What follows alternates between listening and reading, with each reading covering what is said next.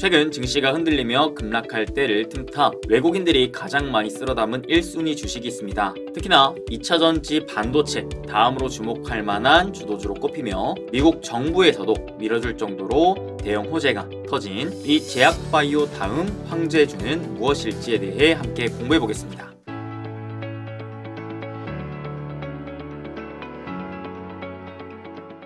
행복 반갑습니다. 우리 여러분의 행복 파트너 부자TV 수빈쌤입니다. 여러분들 개인 영상 또 오랜만에 인사드리겠습니다. 최근에는 워낙 시장 분석에 열중하느라 영상을 좀 못 찍어드렸었는데 일단 기다리셨을 분들께 죄송하다는 말씀드리겠고, 어느 정도 시장의 분석이 나름대로 정리가 됐고 추가적으로 지금 시장에서 또 새롭게 주목할 만한 주도주를 하나 또 찾은 것 같아서 오늘 영상도 우리 여러분들에게 도움이 될 수 있도록 최대한 제가 열심히 공부한 내용 아낌없이 한번 얘기해 보도록 하겠습니다. 오늘같이 핵심적으로 공부할 내용은 바로 급락장을 틈타서 외국인들이 쓸어 담은 주식들이 있는데요. 그 중에서도 가장 많이 쓸어 담은 1순위 주식에 대해서 공부해 보려고 합니다. 사실 제가 2차전지 그 다음 반도체, 작년에는 2차전지가 굉장히 강했고 올해에는 또 반도체가 굉장히 강한 상승 흐름을 상반기에 보여줬었는데, 최근 시장에도 굉장히 강한 종목군들이 있었죠. 대표적으로 조선, 그 다음에 방산, 이런 종목군들도 있었는데 제가 봤을 때 제약바이오가 2차전지 반도체 다음으로 시장에서 좀 주인공이 될 수도 있지 않을까 라는 생각을 좀 가지게 되었고, 그 중에서도 다음 좀 황제주로 부각받을 수 있을 만한 주식이면서도 미국 정부에서 미국과 현재 중국의 분쟁의 흐름에 따라 정부가 실질적인 정책적으로 밀어줄 만한 그 방향성, 이러한 대형 호재가 터질 상황에 놓여져 있는 이 주식이 무엇인지에 대해서 함께 공부해 보려고 합니다. 특히나 이 주식은 이번 급락장에서도 크게 빠지지 않고 강했다라는 특징이 있었기 때문에 좀 더 면밀히 살펴봐야 되지 않을까 싶은데요. 그 전에 앞서서 지금 종목보다도 사실 시장에 대해 궁금해 하시는 분들이 많으실 것 같습니다. 워낙 시장의 변동성이 커졌고 증시가 하루 만에도 10% 이상 빠진 상황이 이번 주에 나타났었기 때문에 이 시장이 이대로 또다시 무너질 것인가, 아니면 이대로 다시 한번 반등을 이어갈 것인가에 대한 방향성에 대해 궁금해하시는 분들이 좀 많으실 것 같아요. 물론 이 부분, 시장에 대한 방향성을 예측하는 부분에 있어서는 굉장히 난이도가 높고 정답도 찾기 어려운 만큼 쉽진 않지만, 그래도 투자자로서 가장 또 중요하게 봐야 되는 요인이 아닌가 싶어서 저 역시도 최근에는 무엇보다도 시장에 대한 방향성을 또 잡기 위해, 그리고 현재 시장에서의 대응 전략을 잡기 위해 굉장히 또 밤을 새워가면서 최근에 거의 하루에 2시간, 3시간 뭐 이렇게 잤던 것 같아요. 아무튼 이제 그렇게까지 분석에 열중하면서 시장에 대한 나름대로의 좀 전략을 잡아봤는데, 참고로 이 자료는 제가 이제 공부한 것들을 토대로 우리 멤버십 가족분들과 함께 공부하기 위해 만든 자료였고요. 우리 멤버십 회원분들께는 이 펜딩에 또 제가 이 분석을 토대로 이 수비쌤의 와이아우아 분석글, 증시 하락, 과연 이게 경기 침체로 또 이어질 것인지에 대한 부분을 나름대로 또 정리해드리기 위해 이렇게 글로 또 적어드렸었는데, 제가 우리 멤버십 가족분들과 함께 최근 시장을 같이 공부하고 전략을 잡았던 내용, 그 내용 중에 좀 더 핵심적인 내용 위주로만 간단하게 좀 말씀드리자면, 저는 항상 어떠한 특별한 사건이 발생하고 제가 투자의 결정 판단을 내려야 될 때 크게 이제 3가지 순서로 생각을 합니다. 첫 번째, 왜 why? 이 상황이 왜 발생했지? 둘째, 그렇다면 이러한 상황이 시장에 어떠한 영향을 줄 것인가? 그 두 번째가 how, 그 다음 마지막 what. 그렇다면 나는 무엇을 해야 되는가? 그래서 그 순서대로 이번에도 같이 또 공부와 기준을 잡아왔는데, 첫째, 시장의 하락을 왜 했을까라고 봤을 때 저는 크게 5가지 이유를 꼽아봤습니다. 첫째로는 여기에도 나와 있다시피 이제 미국 대선에 대한 불확실성이라고 봤는데요. 이 부분은 제가 기존 행보 스케치 영상들에서도 많이 얘기를 드렸었죠. 과거 대선 때마다 대선을 앞두고 시장의 변동성은 커지더라. 그러니 올해에도 마찬가지, 아직 뭐 공화당이 될지 민주당이 될지 확신을 할 수가 없는 상황에서 이 지지율의 격차가 엎치락뒤치락 엎치락뒤치락 할수록 시장의 변동성은 좀 강해질 수 있다. 다만 여기에서 중요한 건 무엇이느냐, 이 미국 대선이라는 이슈가 시장의 본질을 무너뜨릴 만한 이슈이기보다는 결과론적으로 누가 당선이 되던 간에 이 당선된 이후로는 증시가 항상 좋았더라. 이게 미 증시뿐만 아니라 한국 증시도 그러했더라. 그러니 오히려 미국 대선을 앞둔 시기에 시장이 흔들린다면 그 흔들림에 있어서 위기로 바라볼 것이 아니라 앞으로 기대되는 상승장에 앞서 싸게 살 수 있을 만한 기회를 주는 요인이라고 생각하고 오히려 떨어지면 매수의 관점으로 활용해도 좋을 것 같다 라는 의견을 말씀드려봤고요. 그 다음에 두 번째 원인으로는 저는 AI 버블론, 빅테크가 하락한 이유를 꼽았습니다. 최근 이제 빅테크 중심의 주가가 하락이 나오면서 많은 분들께서 이러한 고민을 갖고 계셨죠. 과연 AI 랠리가 계속 이어질까? 좀 더 구체적으로는 AI에 대한 기업들의 투자가 계속 이어질까? 그에 더불어 과연 기업들이 AI로 정말 돈을 많이 벌 수 있을까에 대한 의문점이 띄어졌다는 거죠. 특히나 모든 혁신 산업이 다 그러했듯 초기에는 많은 이들의 이제 관심을 사면서 급격한 성장과 상승 시기를 겪다가도 지금의 2차 전지처럼 한 차례 캐즘의 영역에 진입한 상황부터는 1차 상승기에 만들어졌었던 일명 이제 거품이 꺼지게 되며 그 시기가 지난 이후로부터는 다시금 실제로 살아남은 기업들 위주로 차근차근 이제 성장하는 시기가 나오게 되는데 지금 누가 봐도 AI가 이 시기에 있기 때문에 야 이게 슬슬슬슬 지금은 물론 좋지만 이게 언젠가 꺾일 텐데 지금이 그 타이밍 아닌가? 왜? 주가가 꺾였으니까요. 이러한 걱정을 많은 분들께서 하셨다라는 거죠. 저 역시도 기존의 AI를 워낙에 또 좋아했고 좋게 봤던지라 이 부분에 대한 고민을 계속해서 하고 있는데 제가 봤을 때는 그래도 아직까지는 빅테크 기업들의 실적도 괜찮고 또 기업들의 투자가 계속 이어지고 있고 심지어는 금리 인하를 앞두고 있는 상황에서 금리 인하 이후로는 추가적인 투자를 또 기대할 수 있지 않을까라는 생각과 더불어 과거 IT 버블이 꺼졌을 때 그때랑 비교했을 때 시장의 유동성이 다시 한번 긴축의 시대가 왔을 때 비로소 거품이 깨지지 않을까라는 생각에 지금은 조금 이르다라는 생각을 갖게 되고 있고요. 그리고 제가 생각한 세 번째 또 시장이 하락한 이유가 엔캐리 트레이드 청산 때문이라고 생각했는데 아무래도 일본에서 갑작스럽게 예상치 못한 금리 인상을 했고 추가적인 금리 인상까지 시사했기 때문에 기존에 저금리에 계속해서 머무르며 값싼 엔화를 또 대출해서 금리가 높은 미국 쪽으로 투자해놨던 많은 자금이 이만큼 늘어나 있던 상황이었는데 요게 이제 미국이 금리를 인하한다고 하는데 일본은 금리를 인상하네? 야 그러면은 금리가 많이 벌어져 있던 격차가 점차 좁혀지겠구나 하면서 우리 기존에 수익 벌어놨던 거 확정 수익을 챙기자라고 하며 일본의 금리가 높아진 만큼 엔캐리 트레이드 청산 비용이 또 높아지면서 증시가 좀 출렁였다 라고 생각했습니다. 그래서 개인적으로는 이 요인에 대한 시장의 불확실성이 가장 크다라고 생각했는데 다행히도 BOJ에서 시장의 충격을 한 차례 인지하고 추가적인 인상은 시장 흐름을 좀 보면서 판단하겠다. 그러면서 당분간은 현재의 금리를 좀 유지하며 시장의 유동성을 공급하겠다라는 의지를 좀 보여주어 단기간 내에 추가적인 인상에 대한 가능성을 조금 낮춰주면서 엔캐리 트레이드 청산 자금이 급진적으로 바바바바바바박 더 쏟아질 것을 크게 우려하기보다는 야 이제는 좀 안심이다라고 하는 시장의 불안 요소를 좀 줄여줬다라고 생각을 합니다. 그 다음 또 제가 생각한 네 번째 시장 하락 요인은 이제 미국 경기 침체 우려라고 생각을 했는데요. 이미 많은 분들께서 알고 있다시피 ISM 미국 제조업 지수가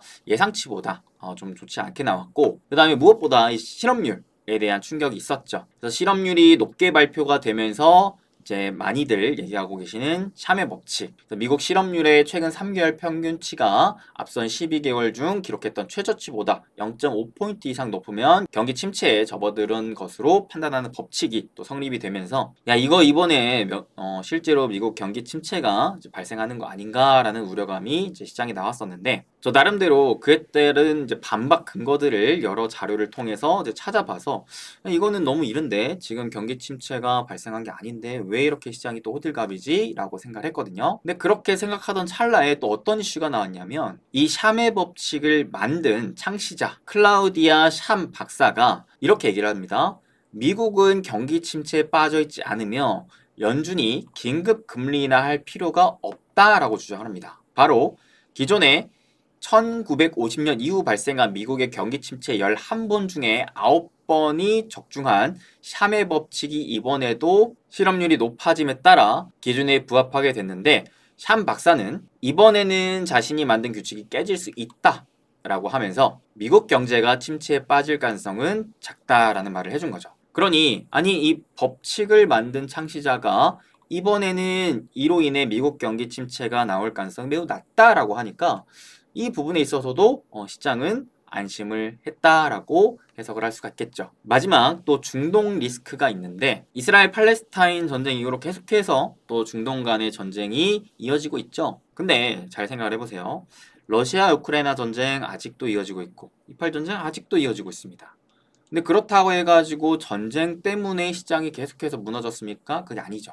전쟁이 벌어졌을 때 이로 인해 실제로 시장의 본질을 무너뜨릴 만한 가령 대표적으로 중동 정쟁이 발생하면서 유가가 급증하며 그로 인해 물가를 자극시켜서 이 물가를 잡기 위해 금리를 또다시 올리는 현상이 나와 이 상황 자체가 시장의 본질을 또 무너뜨려 시장을 빠지게 만드는 이러한 상황이 지금 현재 상황에서 나오고 있지 않기 때문에 그래서 저는 개인적으로 지금 시장을 하락시키는 5가지 요인을 살펴봤는데 각각 요인을 다 디테일하게 뜯어보니까 이것 때문에 지금 시장이 더 폭락할 것이 딱히 안 보였다라고 저는 나름대로 기준을 잡고 해석을 했거든요. 그래서 저는 이제 우리 멤버십 가족분들과 같이 공부했던 내용이 결론적으로 지금 시장에서 크게 우려하고 있는 여러 가지 우려들이 많이 과도하다. 즉 월요일 날 나왔던 이 시장의 급락이 생각보다 너무 과도한 것 같다라는 얘기를 드렸습니다. 그러면서 오히려 시장이 급락함에 따라 우리나라 코스피 지수는 다시금 저평가 국면으로 내려왔고 가뜩이나 벌어들이는 이익은 계속해서 좋아지는데 그에 비해 주가가 따라오질 못하고 있으니 이는 그래도 중장기적으로 봤을 때 오히려 하락을 저가 매수 기회로 여길 수 있을 만한 시기라고 개인적으로 판단해봤습니다. 물론 이제 저도 사람인지라 100% 제 말이 다 맞을 수는 없겠지만 그래도 이번에는 다행히 제가 생각하고 분석한 기준대로 시장이 그 이후로 추가적인 반등을 보여주면서 점차 안정을 찾아가고 있는 것 같아 대신 다행이기도 하는 것 같은데요. 다만 개인적으로 봤을 때 아까 봤던 5가지 요인들이 시장의 본질을 무너뜨릴 만한 악재가 되지는 않는 것 같다라는 생각에 결국 시장은 점차 하반기 내년 가면 갈수록 점차 이제 저점을 들어 올리면서 올라갈 것이라는 생각은 하고는 있지만 당장에 그래도 시장 참여자들이 해당 요인들을 좀 걱정하고 불안해하고 있기 때문에 심리적으로 위축이 되고 있기 때문에 이러한 심리가 조금씩 풀리기까지는 시간이 필요할 것 같다라는 생각을 합니다. 특히나 많은 분들께서 우려하고 있는 경기 침체에 대한 불안감 저는 이게 걱정이 되진 않지만 시장은 이 부분에 대한 걱정을 좀 더 해소하길 바랄 것 같습니다. 그래서 연준의 스탠스가 굉장히 중요할 것 같다라는 생각을 하고 추가적으로 발표될 또 고용지표 등이 굉장히 중요할 것 같다는 생각을 해서 이런 것들이 또 이번 달, 다음 달 잭슨홀 미팅이라든지 고용지표 발표라든지 중요한 굵직한 일정들이 지나간 이후로 시장은 점차 안정을 찾아가지 않을까. 그 전까지는 한 다음 달까지는 그래도 시장이 좀 불안불안한 변동성을 좀 이어갈 수 있지 않을까라는 생각을 개인적으로 가져보고 있습니다. 그래서 저는 현 시장에서 이제 가장 중요하다고 생각하는 핵심 대응 전략은 하반기 점차 심해질 수 있는 이러한 변동성 장세 자체를 이해하고 인지하며 받아들이는 게 되게 중요하다고 생각을 하고요. 시장이 불확실할수록 나의 소중한 돈은 조금이라도 더 확실할 때에 내 마음이 안정을 찾고 시장이 좀 더 안정을 찾을 때에 내지는 정말 이 시장이 흔들려도 내가 확신을 가질 수 있을 만한 확실한 종목에만 투자하는 게 좋겠다라는 생각을 합니다. 그러면서 이제 영화 제가 좋아하는 타짜의 명대사죠. 확실하지 않으면 승부를 걸지 말라. 이런 거 안 배웠어? 라는 것처럼 지금은 좀 더 여러분들께서 신중할 필요가 있다라고 생각하는데 그런 와중에 저처럼 시장의 걱정을 크게 안 하시는 분들의 경우 이러한 변동성을 오히려 좀 싸게 살 수 있을 만한 기회로 여길 수가 있다라고 생각을 하거든요. 그렇다면 어떤 주식들을 좀 더 싸게 살 수 있을 만한 기회로 여길 수가 있는가에 대한 나름대로 분석한 내용도 같이 한번 얘기해 보겠습니다. 코스피 기준으로 쭉 하락하던 장세가 거의 2년 전쯤부터 시장이 바닥을 잡더니 점차 저점을 슬슬 또 들어 올리고 이번 급락장에도 이 추세는 깨지지가 않았어요.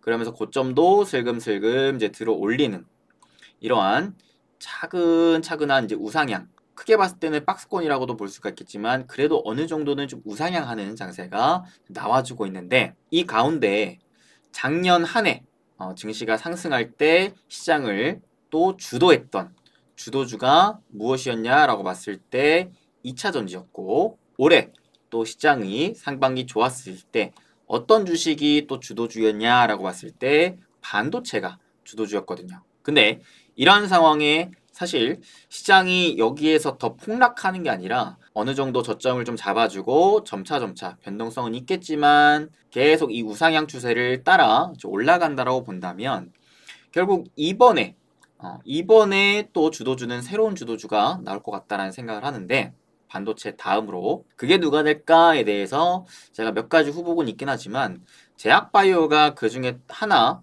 또 후보군이지 않을까라는 생각을 하고 있어요. 그렇게 생각하는 대표적인 이유 중에 또 어떤 이유가 있냐면 바로 이 이유입니다. 앞서 2차 전지가 굉장히 강한 상승 흐름을 보여줬을 때가 있었습니다. 2022년 시장이 단기 저점을 잡고 약 1년간 상승할 때 어떠한 이슈가 같이 붙어 있었냐면 미국의 IRA가 통과됐다라는 이슈가 붙어 있었습니다. 즉 미국이 정책적으로 중국을 압박하면서 미국 내에 이제 전기차 이 산업을 본격적으로 키워주기 위한 정책을 발표하며, 오히려 이 가운데 반사수혜를 한국이 받아갔기 때문에 K 2차 전지 관련된 주식들이 강한 상승 흐름을 보여줬었죠. 그 다음 이제 올해에는 이제 반도체 관련 기업들이 굉장히 강했었는데, 이때에도 어느 정도 비슷하게 이슈가 나왔었던 게 미국 반도체법이 통과됐었다라는 이슈가 있었습니다. 이 법안 역시 이제 중국 쪽의 반도체 굴기를 압박하면서 반대로 우리나라의 반도체 산업이 수혜를 또 받았다라는 부분이었는데요. 즉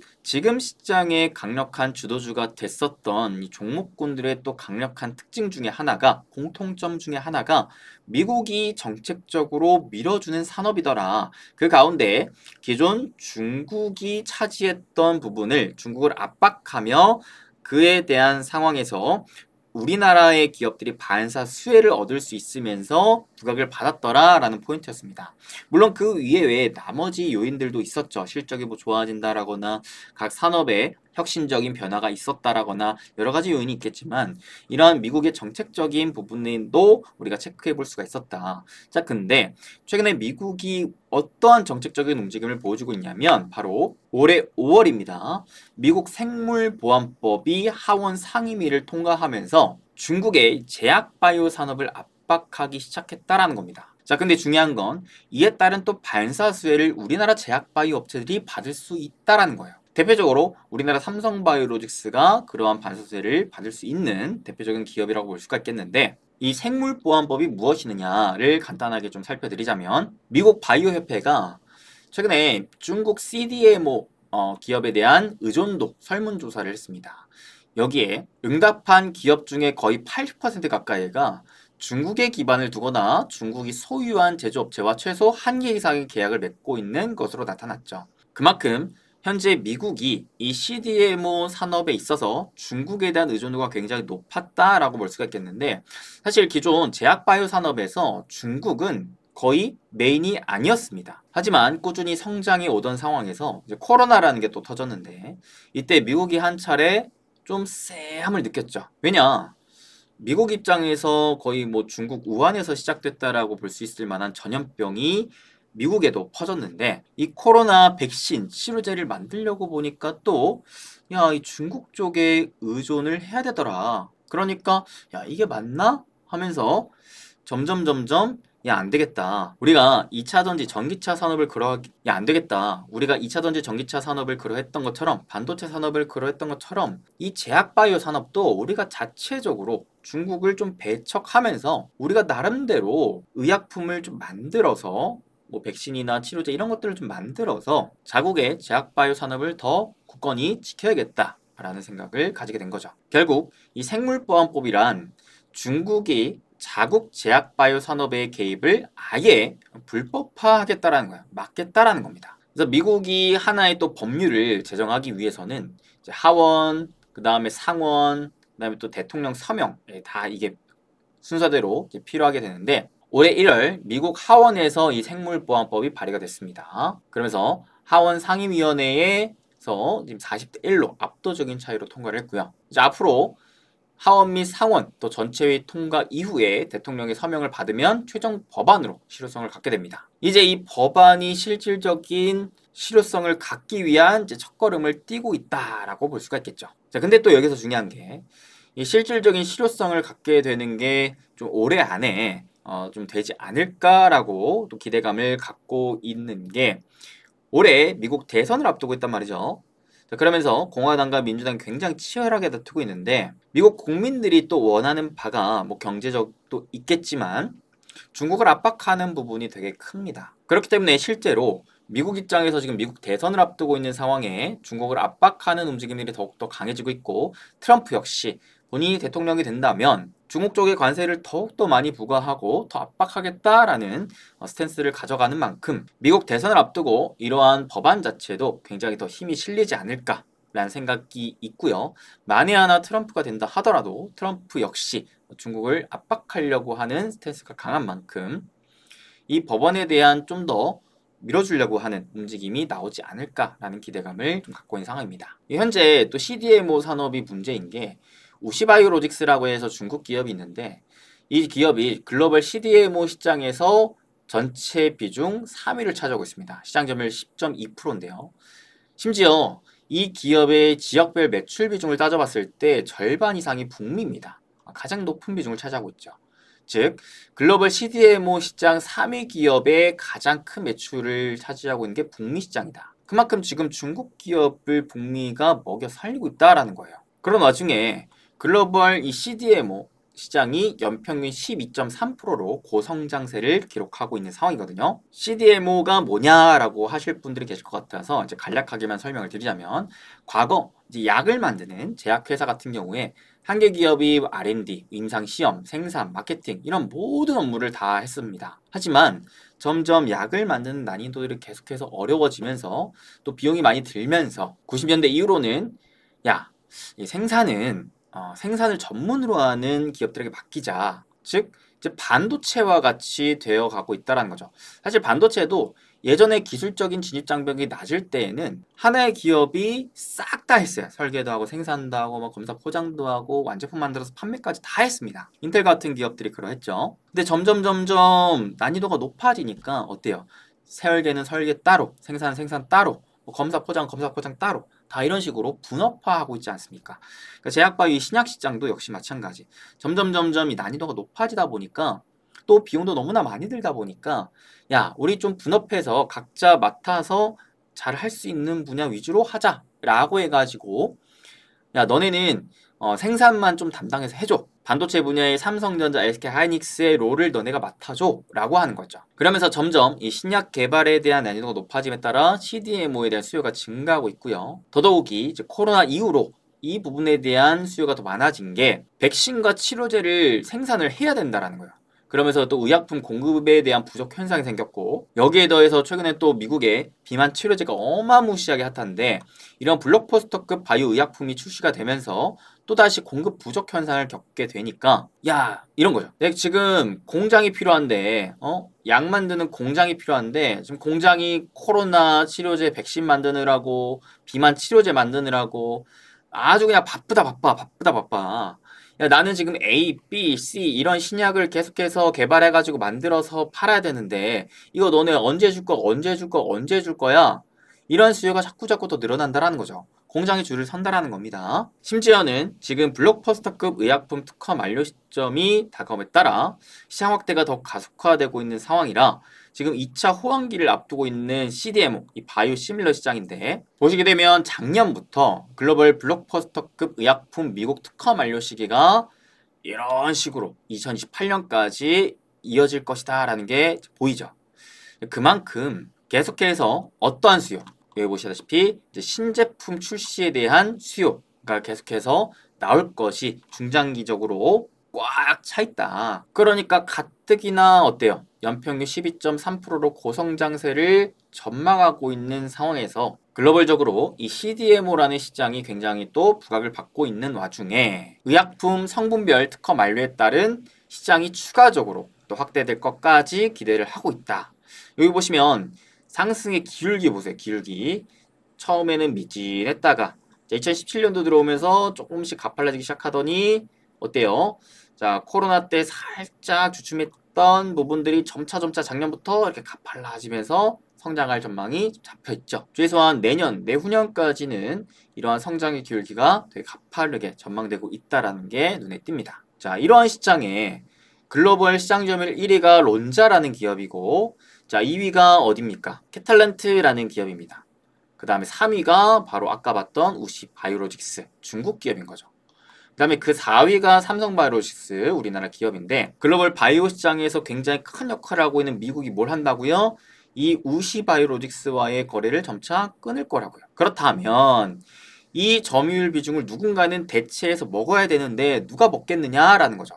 자, 일단 1등, 2등이 또 먹겠죠? 그 다음에 또 3등으로 내려올 것 같고, 그 다음에 또 밑으로 중소형 기업들에게도 기회가 올 거라고 생각이 듭니다. 그래서 실제로 어떤 CDMO 기업들이 기회를 잡을 건지, 이런 미국의 움직임에 따른 정말 진정한 수혜가 될 것인지, 이를 좀 따져보기 위해서 이 CDMO라는 산업을 살짝 좀 이해할 필요가 있겠는데, 자, 약을 위탁해서 생산을 해줍니다. 자, 생산을 해줄 때 뭐가 제일 중요할까요? 지금 반도체를 놓고 봤을 때 대표적으로 뭐 글로벌 1등이라고 보여지는 게 이제 TSMC고, 그 다음에 삼성, 그죠? 그 다음에 또 SK 하이닉스가 있지 않겠습니까? 자, 이들을 1, 2, 3위 이렇게 구분을 지을 때 고객사들 입장에서, 설계하는 입장에서 누군가에게 맡길 때 어떠한 조건을 먼저 보나라고 봤을 때 실질적으로 반도체를 얼마나 잘 만들어 줄까, 그런 기술적인 난이도를 보겠죠. 그리고 이들이 얼만큼 또 성능이 좋은 반도체를 만들어 줬는가에 대한 검증을 또 하겠죠. 수율 이런 것도 볼 것이고요. 단순히 야, 너네 몇 개 만들 수 있어, 너네 몇 개 만들 수 있어, 공장 몇 개나 돼, 이러한 단순한 캐파만 보진 않을 거란 말입니다. 그래서 제약바에도 비슷합니다. 뭐가 중요하느냐, 결국에는 의약품의 모달리티, 생산물의 사용처, 개발 단계에 따라 다른 또 캐파와 기술이 사용될 수 있는 상당히 복합적인 부분을 다 봐야 된다는 거죠. 그래서 CDMO 선정 시 고려해야 되는 우선순위 현황인데, 과거에는 이런 부분들을 이제 고려했다면 최근에는 일단 너네가 정말 우리 것을 만들어줄 만한 공장 여력이 돼? 도 있겠지만 품질 기준을 충족시키는 그러한 기술이 있어? 그 다음에 가격 경쟁력이 돼? 생산 역량이 돼? 입증이 된 거야? 그 다음에 납기를 또 준수할 수 있어? 이런 부분들을 본다라는 거죠. 특히나 이제 가장 우선시하는 역량이 있는데, 단순 GMP가 아닌 글로벌 GMP, 즉 미국이라든지 유럽, 이렇게 제약 바이오를 좀 깐깐하게 보는 곳에서 인증을 받은 경험이 있냐라는 거죠. 또는 이에 준하는 설비 운영을 객관적으로 검증받은 적이 있냐라는 거죠. 우리가 지금 의약품 제조를 맡길 텐데, 너네 그 미국 시장에, 그 유럽 시장에 너네가 만든 의약품들이 실제로 인증을 받아서, 검증을 받아서 그 약품들이 실제 판매까지 이어졌어? 이거를 물어보는 거죠. 왜? 의약품은 아무래도 사람의 건강에 직결되는 부분이기 때문에 아무리 잘 만들어도 이게 실질적인 판매 허가가 안 나오면 말짱 도루묵이란 말입니다. 그러니까 그 생산 기업들을 택할 때, 고를 때 있어서 이런 부분들이 굉장히 중요하다라는 거죠. 근데 자, 우리나라 기업 중에 그런 유럽 인증 경험을 보유한 기업이 있었으니 바이넥스라는 기업이 있고요. 그 다음에 스텔라라 바이오시밀러의 EMA, 그 다음에 FDA 실사 및 승인을 준비 중인 에스티젠 바이오, 이건 이제 동아소시홀딩스의 자회사인데요.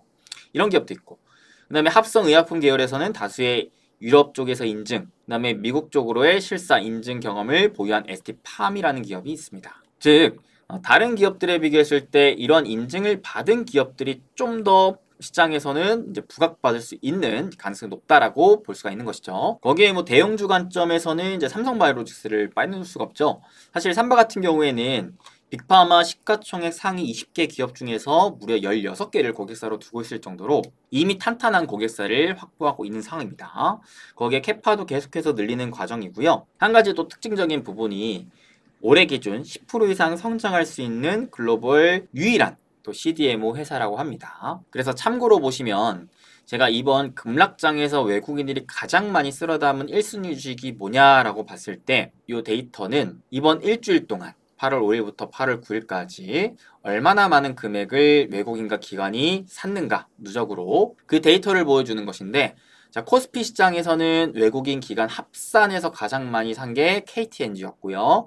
외국인만 놓고 봤을 때는 자, 이렇게 삼성바이오로직스가 있었습니다. 코스닥 시장으로 잠깐만 참고로 보여드리면은 외국인들이 되게 많이 산 주식 대표적으로 알테오젠, 에코프로 BM, 엔캠 이런 기업들이 있었습니다. 삼천단 제약도 있고요.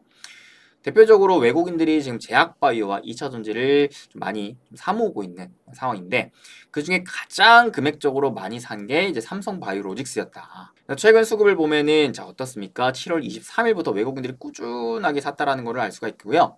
실제 이제 급락장에도 잘 버텨주면서 심지어는 지금 역사적 신고가를 눈앞에 둔 상황에도 놓여지고 있다라고 볼 수가 있는 현재 삼성바이오로직스의 상황입니다. 이런 게 다 기본적으로 탄탄한 실적도 바탕에 되어 있고 하지만 무엇보다 이러한 미국의 생물보안법에 따른 수혜를 기대하고 또 다가오는 미국의 기준금리 인하에 따라 제약바이오가 부각을 받고 있기 때문이지 않을까라는 생각이 드는데요. 자, 그렇다면 삼성바이오로직스 외에 또 중소형 CDMO 기업들 중에서 우리가 공부해볼 만한 기업들은 뭐가 있는지를 잠깐 또 참고로 보자면 여기 보시면 생물보안법 법제화는 미국의 우호적인 우량 CDMO 캐파 확보를 위한 움직임이 또 섹터 전반으로 확산되는 데 시발점이 될 수 있습니다. 이게 무슨 말이냐면은 기존에 중국이 거의 대부분의 이 CDMO 캐파를 확보하고 있었단 말이에요. 근데 자 주요 고객사였던 북미 쪽에서 야 이제 우리 중국 거 안 써. 이런 식으로 배척해 나간다고 봤을 때 그러면 미국 입장에서는 중국을 대체할 기업이 필요하단 말이죠.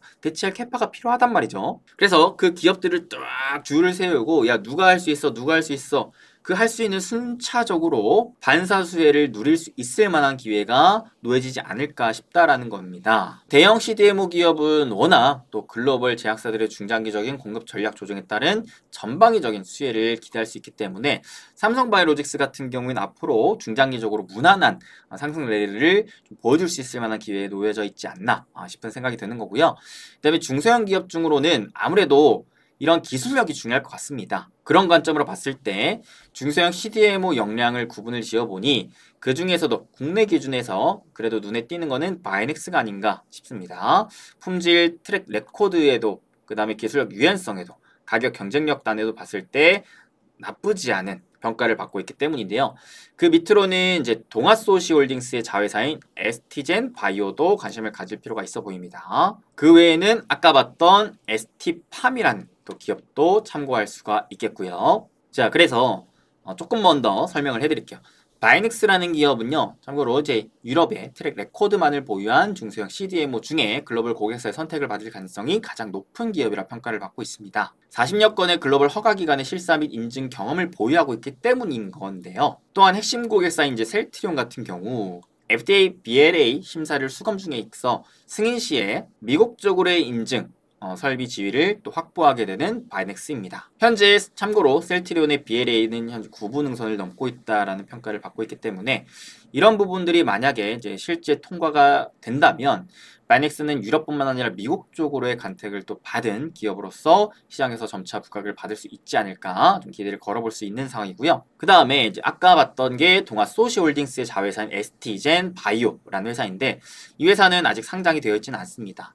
그래서 이 기업에 간접적인 투자를 할 거라면은 동아소시홀딩스에 투자를 해야 되는데 참고로 아까 추가적으로 봤던 ST팜이라는 기업은 상장이 되어 있어요. 다만 ST팜 역시 동아소시홀딩스의 자회사인 만큼 이 두 개 기업의 모멘텀을 같이 더불어 받을 수 있는 동아소시홀딩스 좀 무난하지 않을까라는 생각을 가질 수가 있겠죠. 또한 동아소시홀딩스는 올해부터 이제 본격적으로 주주 환원 정책을 강화하는 발표도 해줬기 때문에 지금 현재 시장에서 좋아하는 밸류 프로그램에 따라 또 밸류가 업그레이드 될 수 있을 만한 또 기업으로 부각받을 수도 있지 않을까라는 생각도 들면서 중장기적으로 또 관심을 가질 수 있을 만한 저평가 기업이 아닌가라는 생각이 드는데 그렇게 생각하는 요인은 여기 보시면 자 PER 12개월 기준 PER이 10배가 안 됩니다. 그러면서 PBR도 1배가 안 되고요. 실적을 놓고 봤을 때 이번 2분기 실적이 작년 2분기 실적보다 좋았고 올해 1분기 실적보다도 좋았습니다. 그 다음에 연간 실적을 놓고 봤을 때 올해 실적 대비 내후년 실적으로 봤을 때 점점 좋아지는 이제 전망까지 잡혀가고 있기 때문에 중장기적으로 충분히 오히려 주가가 떨어질 때 사서 모을 수 있을 만한 기업이 되지 않을까라는 생각을 해본 거고, 차트 상위 기준으로 봤을 때에도 자, 쭉 길게 놓고 봤을 때 주봉상 자, 큰 하락 추세에서 최근에 좀 바닥을 잡고 점차 저점을 좀 들어 올리는 이러한 크게 봤을 때의 좀 삼각 수렴의 모습이 좀 나와주고 있는 것 같다. 그래서 이 고점을 돌파하는 상황에서부터는 좀 더 탄력을 받을 수 있지 않을까라는 생각을 좀 가지게 돼보는 것 같아요. 마이넥스 같은 경우에는 자, 마찬가지로 큰 하락 추세에서 어떻겠습니까? 상승 추세로 완전히 전환이 돼버렸죠. 그러면서 오르락 내리락 오르락 내리락을 반복하며 이 상승 추세를 따라 움직이는 굉장히 이쁜 또 종목이기도 하다. 이 기업도 올해 대비 내년 내후년 자 어때요? 내년만 놓고 봤을 때는 또 최대 실적까지도 전망하고 있을 정도로 앞으로가 또 기대되는 기업 중에 하나가 되지 않을까도 싶고요. ST팜은 사실 차트상으로 봤을 때는 좀 비슷한 상황이 놓여져 있죠. 하락 추세 돌파 이후에 이제 박스권에 놓여져 있는 상황. 근데 이제 2분기 실적이 그렇게 좋진 않았습니다. 그래서 3분기 실적이 되게 중요할 것 같고, 이런 부분에 대한 불확실성 요인이 있다라고 치면은 차라리 모회사인 동아소주홀딩스가 좀 더 무난하지 않을까라는 생각을 가져볼 수도 있는 것 같습니다. 참고로 웃긴 게 지금 미국 생물보안법이 부각이 되면서 중국이 어마무시한 로비를 한다라고 합니다. 우시바이오가 2분기 로비 지출이 전분기 대비 4배나 증가했대요. 그만큼 지금 중국 입장에서 어마무시한 위기라는 겁니다. 과연 이러한 위기를 우리나라 기업들이 반대로 기회로 삼아 앞으로 또 큰 상승의 기회를 맞이할 수 있을지 같이 한번 지켜볼 필요성이 있다 생각이 듭니다. 네, 이렇게 오늘 준비한 내용 맞춰봤고요. 여러분들 또 힘든 시장이지만 잠깐이라도 좀 웃으시길 바라는 마음에 저랑 함께 지내고 있는 우리 사랑스러운 오순이 제가 이렇게 얼굴 비춰봤습니다. 오순아 인사해. 우리 이모 삼촌들 힘내세요. 힘든 시장이지만 힘내세요. 결국 다 지나갈 겁니다. 안녕. 우리 여러분들 오순이도 네, 여러분들에게 힘을 잔뜩 또 드린 만큼 힘든 시장 힘내시고, 오늘 또 제가 열심히 공부한 내용들도 영상을 통해 올려드렸으니까 이 부분 역시 여러분들 최대한 참고해서 좋은 결과 이뤄내셨으면 좋겠습니다. 항상 응원하겠습니다. 여러분 건강하시고 행복한 부자 행복 되세요. 감사합니다.